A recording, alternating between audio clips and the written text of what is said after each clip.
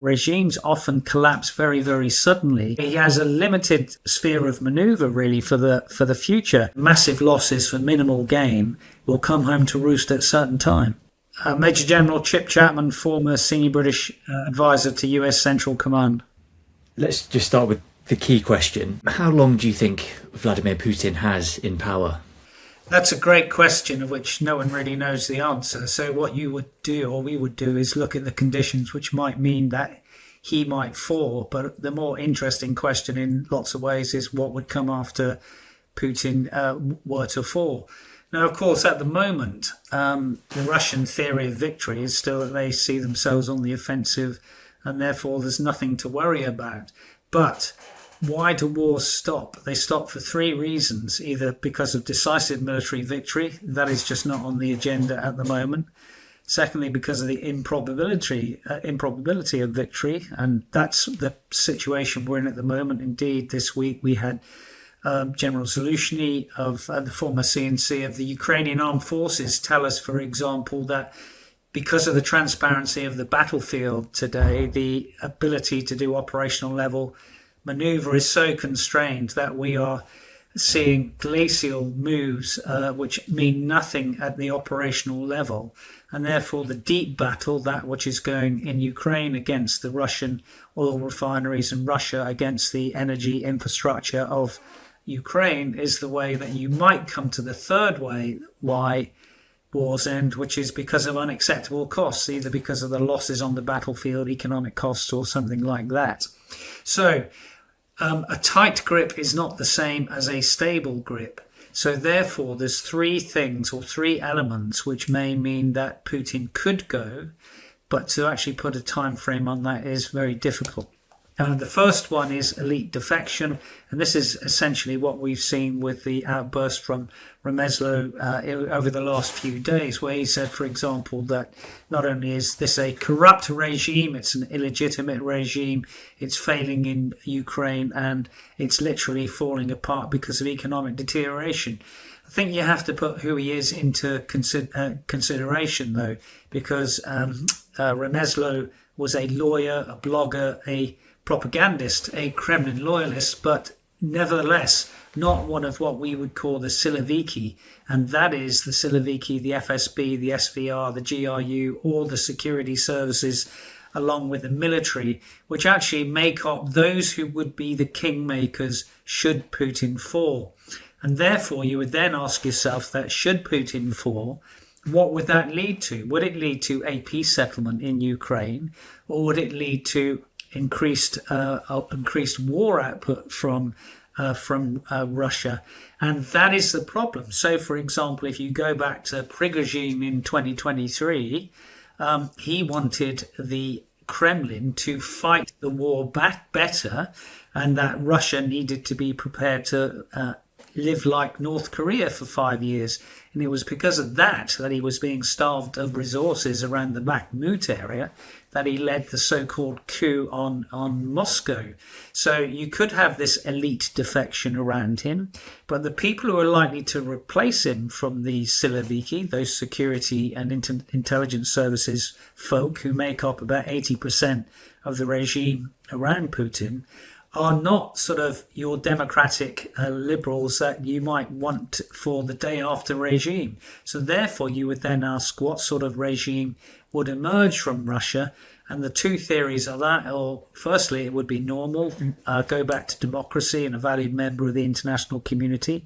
Or secondly, that you would still have more of the same, because you would have a group of people who would still have this imperial Ruski Mir, Russia first mindset, no different than Putin. And therefore, in that sense, it's not we have a Putin problem, it's we have a Russia problem.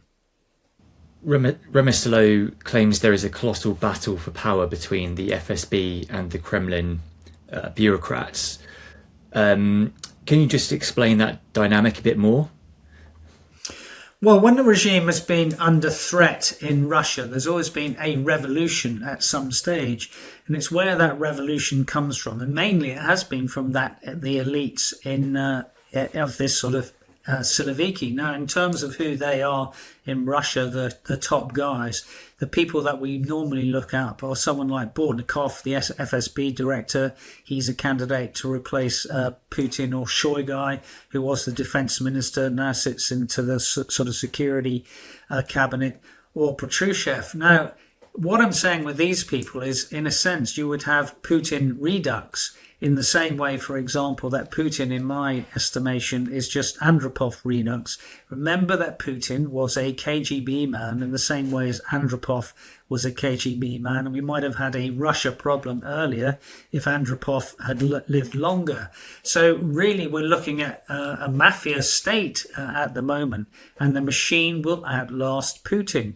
And constitutionally, if Putin were to fall, then there's a guy called Mishustin who would replace him. But you're looking at people who are the same ilk. Now, the Clausewitzian Trinity, which we often talk about, if you can't campaign successfully, 1, 2 or 3 things happen which mean that Putin could be on the ropes. As I said, I don't know the time frame. The first thing is this elite defection from some of those people that I've mentioned. The second one is a sort of population uprising. We don't see that because of the increasing authoritarianism in Russia at the moment, but things like internet restrictions and the fact that in some of the non-Russian republics, the burden of the war is felt more acutely than it is in, for example, Moscow and St. Petersburg, might mean that in the worst case, you would have an uncontrolled overthrow of the Putin regime. And if you go back to when we had the Skripal incident, for example, in the UK, at that time, the main refrain in Russia, and this was obviously before the overt invasion of Ukraine, was no future. And that all the indicators in Russia were downwards. GDP growth was down. There was no inward investment. The population is declining, is falling. And therefore, in the worst case, you would have a civil war and the cessation of Russian Federation republics. That would also be worrying from a Western perspective, because it's the equivalent of Bosnia with nukes. And that is something that you probably wouldn't want in Russia. So there are these tensions within the elite. The tensions within the population have not come to fruition at the moment. And the third part of that trinity, or the stool, the 3 legs of the stool, is the army. We've got to always remember that the revolution that occurred in 1917 partly was powered by the Treaty of Brest-Litovsk and 1 million Russian soldiers just marching off the battlefield and giving that campaign on the Eastern Front to the Germans in World War I.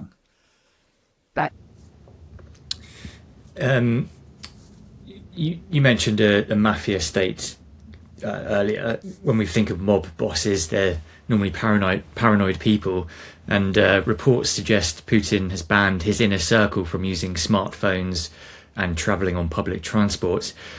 Has Putin become a prisoner of his own security service? Well, he has, and every leader in Russia is a prisoner of the security services because of the way it functions with this sort of Siloviki around them. So he has a limited sphere of manoeuvre really for the future, both in social tensions and in these political tensions. Another social tension, for example, is that if he were to want to prosecute the war to a successful conclusion, one of the ways he could do that is by mass mobilization, one of the things that they looked at in September 22. But that again would come at a social cost, which the Russian people are not necessarily willing to accept. That is why we have at the moment an elimination efficiency from the Ukrainians, where they look like they are killing more contract soldiers than are being recruited. That puts the Russians in deficit, which is also potentially putting Russia in this spiral where you might get an intervention from the elites and this defection that I'm talking about. How could a potential internal uprising, what would that look like? Well, you have to remember that when Prigozhin was marching on Moscow, Putin actually fled and went to the under the sort of aegis of the of the state to the north. And it was the intervention from that state which saved his life. So if he has rumblings if there are rumblings of some sort of coup against him, he will likely flee to what he believes to be a safe state, Belarus, Belarusia, or some exile somewhere else.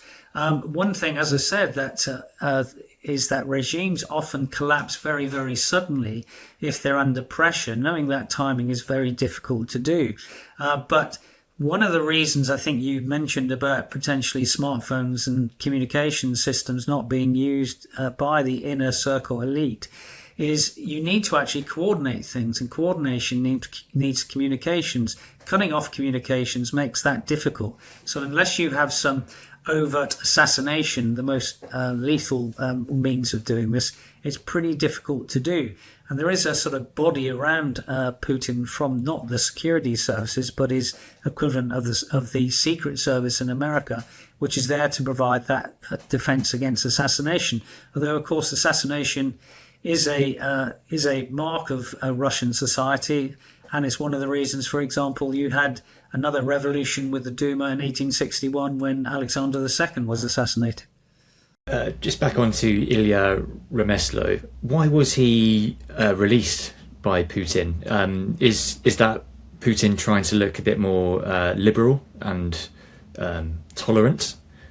I don't think so, but I don't think it's that relevant. Just being released doesn't mean you're not under surveillance, and doesn't mean that you can't that you can put things out in the overt sphere. What will be interesting is if he has a pattern of activity which is critical of Putin, and that is allowed to build a momentum. If that is the case, then you can say that there are other people who are around him who may be protecting him, and that would be one of the things to look for in a potential trigger.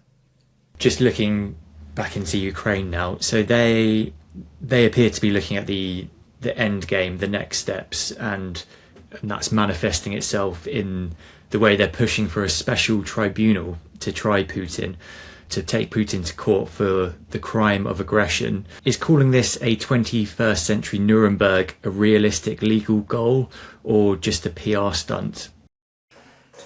Well, it depends on the outcome of the war. So if Russia were defeated and Putin were overthrown, then that could be in the mix of things that happened.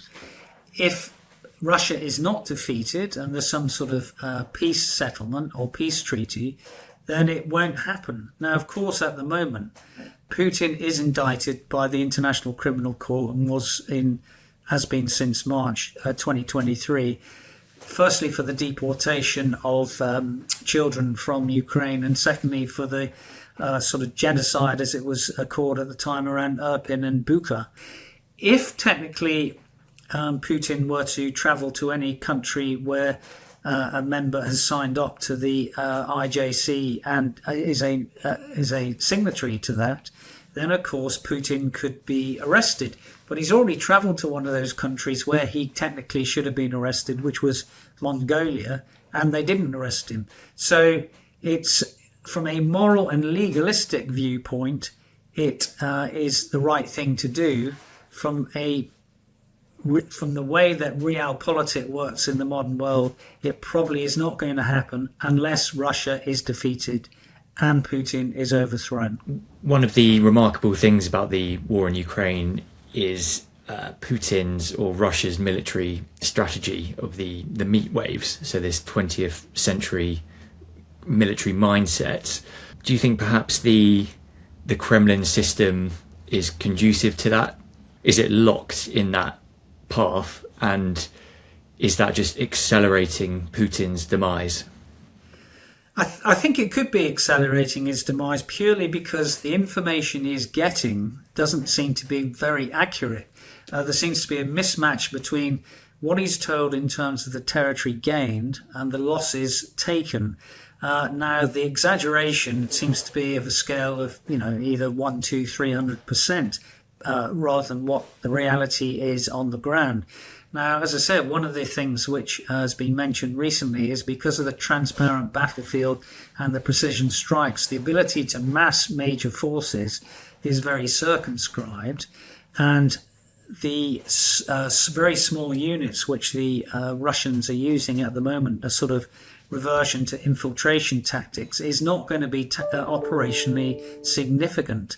So if he is given reports which are wrong, that could further his demise, because at some stage something in the system has to break, and then you come back again to this Clausewitzian trinity of one of those things that could break is the army. Because if there is no coherent strategy, and all wars are fought for political reasons, but we don't know what the strategic outcome is likely to be, it certainly won't be what Putin desired it to be, which was regain territory and lost spheres of influence, of which the minimum he needs to get any form of theory of victory to be credible and to sell is to capture the whole of the Donbass. So, for example, if he can last long enough to capture the whole of Donetsk, then it could be that he can sell that as a gain and try and negotiate from there on the negotiating table. That would be a theory of victory which may get him out. At the moment, it doesn't look like there's any prospect of that. Gaining Donetsk this year, the operational objectives of Russia in 2026 don't look like they're going to be achieved, and therefore it just looks more like still an attritional war where the massive losses for minimal gain will come home to roost at a certain time.